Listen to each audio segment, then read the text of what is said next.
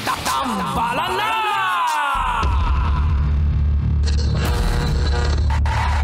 Ang tambalang kumikinang. Coliala and Diego Bandido. Ang kwento. Mula sa mahiwagang Burnay. Mula sa mahiwagang Burnay.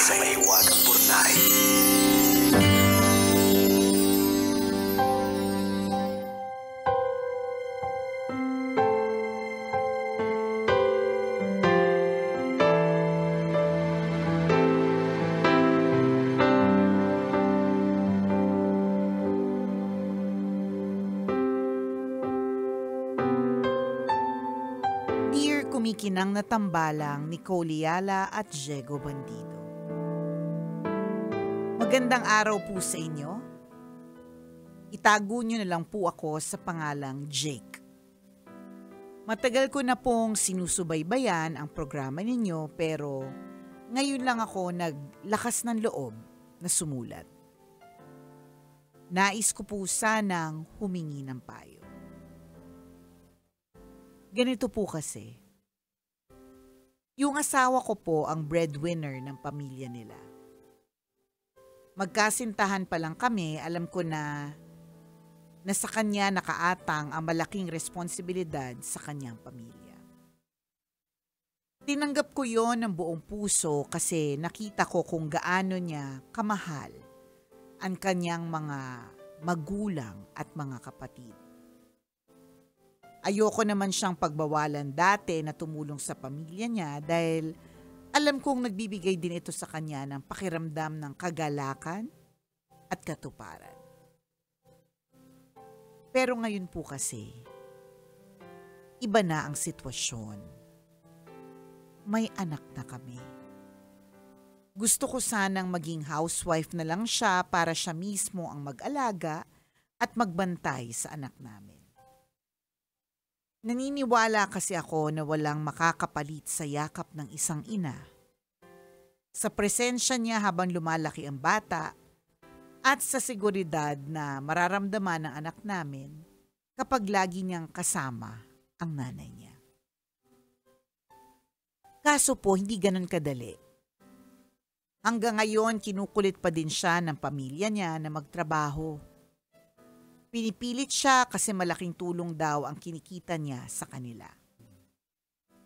Kahit may sarili na kaming pamilya, pakiramdam ko parang hindi pa nila kayang bitawan ang asawa ko bilang sandalan. Yung asawa ko naman, parang mas uunahin pa yung pamilya niya kesa sa bagong pamilyang binuo namin. Aaminin ko po may mga gabi na hindi ako makatulog kaiisip. Masama ba akong tao kung gugustuhin ko na hindi na magtrabaho ang asawa ko at manatili na lang sa bahay kasama ang anak namin? Masyado ba akong makasarili kung nanaisin kong unahin na muna niya ang pamilya namin kesa sa Cut to! Take 2. Masyado ba akong makasarili kung nanaisin kong unahin na muna niya ang pamilya namin kesa sa pamilya niyang matagal na niyang tinutulungan? Ayoko naman pong isipin ng asawa ko na pinipigilan ko siyang tumulong. Hindi ko naman po gustong putulin ang pagiging mabuting anak at kapatid niya. Pero sana makita niya rin na higit na nangangailangan sa kanya ngayon ang aming anak. Maraming salamat po sa inyong payo, ang inyong kumikinang na tagapakinig, Jake. Hi Jake, maraming salamat sa pagdulog mo Ewan ko ba kung may mapupulot ka Oo sa nga, amin. di ko sure. Pero thank you. Oo, Thank you appreciate namin yan. na-appreciate namin na sa kabila ng bigat na nararamdaman mo at sa amin mo gustong humingi ng payo na hindi ka naman sure kung pumasok ba kaming nasa tamang hulog. Si Nicole pa naman, walang kain na maayos. Walang na maayos. So medyo sabog tayo, friend, today. Diba? But we thank you. And we appreciate it. And it takes a lot of courage para mag-share ng sitwasyon na meron ka. Especially sa problema sa pamilya. Correct. Oo. Pero una sa lahat, Jake, gusto ko lang itanong sa'yo, yung decision na yan na bantayan na lang ang anak at magtrabaho at mag-full-time housewife si Mrs., is it a decision you just made? O is it a decision na parehas kayo? Kasi alam mo, tanggalin na natin yung part na tumutulong si Mrs. sa pamilya niya. Tanggalin muna natin yung factor na yan, no? Mag-ano tayo? Muna yan. Process of elimination. Yan, maganyan tayo. Tanggalin natin yung part na yan. What if ang nagbibigay din ng fulfillment sa Mrs. mo ay yung trabaho niya? And lagi nating tatandaan na para makapagbigay ka ng todong pagmamahal sa ibang tao, dapat ikaw mismo, ikaw ay puno. 'Di ba? Bago ka makapagbigay sa ibang tao ng pagmamahal, attention, ikaw muna mismo sa sarili mo masaya ka, 'di ba? Kasi first of all, tama naman yung sinabi mo, Jake, walang makakapalit sa presensya ng ina. Pero wala din namang masama kung ang ina ay nagwo-work. Tama. Yun. Siguro I'm just saying this because I'm a working mom. And I don't see myself stopping. To be honest, Correct. Itong cancer na to, medyo nagpipigil-pigil sa akin ng kaunti. Pero hindi naman niya ako pinigilan talaga ng husto. Tama. Sabi ko nga sa boss namin ay, sorry po, you can't just get rid of me. Hindi niyo po ako basta-basta nga mapapaalis at mapapalayas kasi this career is giving me fulfillment as well. So, masaya ako dito sa ginagawa ko. And I know that in my own way, kahit hindi ako laging present physically sa aking mga bagets, alam kong ginagawa ko yung best ko para makabalance pa. Ika nga. Ano pang ginawa ng COVID sa atin? Di ba tinuruan tayo na mag-remote sa mga bagay-bagay? Oo. So may mga bagay-bagay na kayang gawin ng remote. May mga bagay, high-tech na po tayo. Yan. So may ganyan po tayong eksena. So wala pong masama kung mag-decide si Mrs. na to still continue with her job. Wala ding masama if you decide to bring her full-time. Alam mo, meron din ako mga kakilala. Ayan na naman. Ito na mga kakilala. Kapit! Kapit kayo dyan. Kakilala ni Nicole Yala! Sino kaya to? Sino? Full-time ang kanyang career. She's a lawyer. Pero nung nabuntis siya, tapos humaba yung time, parang in-extend na yata yung time ng maternity leave. Parang 100 days. Basta hindi ko na inabutan. Gusto mong ma-avail? Ay, hindi. Tumigil ka. Nagre-request sa asawa mo eh. Hindi. Okay Ikaw, na. friends, you want brother or sister? Ayaw na. Nakita mo, pinanlaki yan. Pinandilat ako kasi na mata. Subukan mong gustuhin. Diba? Tumingin muna sa kanya. Natakot na sabi niyo, no. Kahit kahapon sinabi na naman niya. Pero, nung humaba yung maternity leave na in-extend siya dito sa Pilipinas because of a law, na-enjoy niya talaga yung time niya at home. Nanay. Na talagang na gusto niya na lang talaga sa bahay, tas to do everything at home. Siya yung taga lahat, ganyan. And she's like a full-time career woman, ha. Talagang ang dami nitong ginagawa. So, nire-respeto natin yun kasi may mga tao talagang sadyang gusto nila na, and a full-time housewife is also a career. Correct.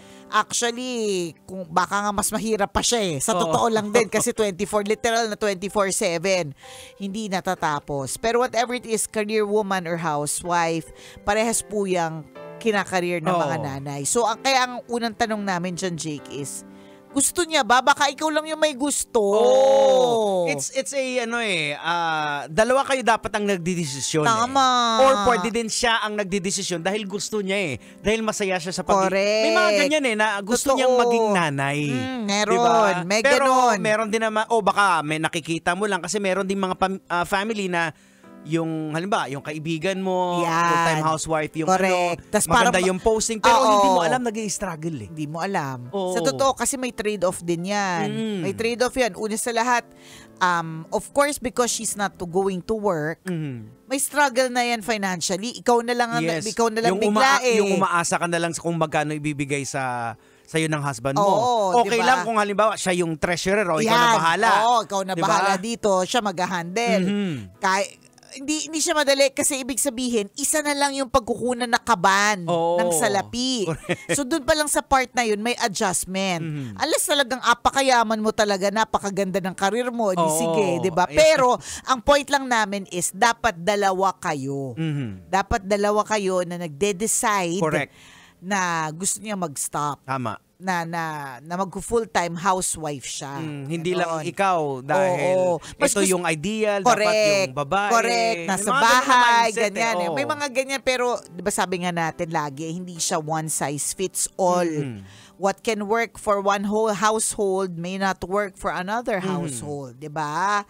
So, importante issues na ikaw mag-usap. Ngayon, doon sa part ng tumutulong siya, breadwinner pa rin siya. Tingnan mo, breadwinner siya, it gives her also joy to help her family, di ba? Yung ganun, yan yung mga bagay na kailangan ninyo munang pagdesisyonan na mutual yung decision about dapat mutual. So, dapat pinag-uusapan nyo rin din yan, yung pagtulong niya sa family niya. Sabihin mo sa kanya yung mga saloobin mo. Huwag mong kimkimin na wala ka namang problema doon, pero parang napapansin ko, honey, baby girl. Yan, baby girl. Parang mahal. Nauubos yung oras mo doon sa family mo. Baka pwede mo namang ilaan dito. Parang dito. Lalo siguro, may anak na tayo. Tama ka, Jegs. Maaaring hindi niya point yung monetary. Kasi baka nga siksik-liglig at umaapo ito si kuya So, kumbaga, kung ano binibigay ni wifey sa kanyang pamilya, hindi niya ginagalaw. Kasi kaya niya naman talaga. Baka ang hanap ni Jake is yung attention. Kasi kung minsan, halimbawa, hindi issue yung pera sa kanila, yung nakikita niya na yung family ng asawa niya, kinukulit at nakikita din naman na nai-stress ito. So, mararamdaman mo lang bilang asawa na, teka, parang inaabuso na yata yung asawa ko. Mukha siyang hindi na tama. Hindi na siya masaya. Mukha na siyang emotionally hindi stable dahil dito. So, parang emotional na hijack ka doon sa family mo kaya hindi mo pa rin mabitawan kasi maraming sinasabi, ay ganun ka na dahil pag-asawa ka na. Hindi natin maiwasan bilang mga overthinkers, tama, possible correct. Yung mga ganun. Possible na iniisip nila, nag-asawa ka lang, hindi ka na magtatrabaho bigla, kahit sa totoo lang, bata ka pat pwede ka magtrabaho. Diba? Nakagawa na ng dialogue. Nakagawa na ng script sa utak, nakakalurky. Pero yung ganun. So, yun yung pag-usapan ninyo mag-asawa. And then also, make her realize na yun talaga yun, na meron po talagang mas weight. To naman din, yung bagong pamilya na binuo ninyo. At saka tingin ko bago pa lang tong setup ng family nila. Correct Marami pa kayong pagdadaanan, Jake. Tama, totoo yan. Hanggang sa makuha nyo talaga yung perfect dynamics ninyo na, di ba, Nicole Yala, paano nag-start? Nag-try din naman na maging mother si Nicole, di ba? Nag-try magluto ng nabubuisit lang siya kasi hindi niya yung iba may mga mukha pa yung bao. Correct. Yung akin diba, meron ako isang trinay na i-achieve yung bento na parang kanin siya, tas mukha siyang bear, tas yung itlog mukhang nakakumot doon sa bear. Yung sa akin, hindi siya nagbukang kumot. At hindi lang yan. Sa asawa mo, di ba, ginawa mo rin, pinaghanda mo yung damit. Yes, pero correct. anong nangyari sa inahanda mong damit? Hindi niya sinusuot kahit kailan. So, nag-recalibrate ako at tinigilan ko na.